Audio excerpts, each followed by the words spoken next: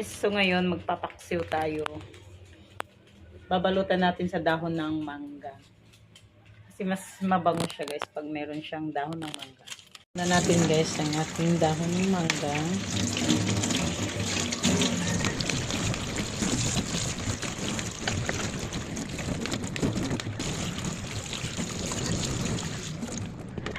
So lagyan natin siya ng bawang at sibuyas.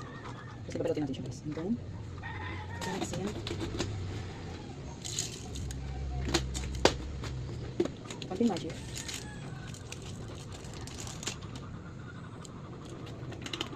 Suka. And then, paminsa. Kamay natin mag-add ng tubig guys. At ang ating luya. And guys, masarap siya pag marami siyang luya. Then, halo-halo natin.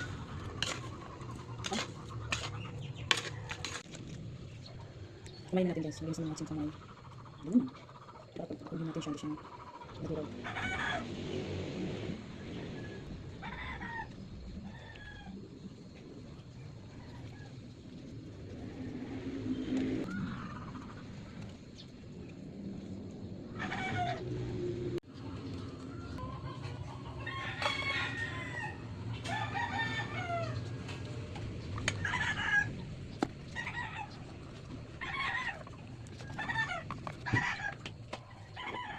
Lagyan natin ang kanyang kapas.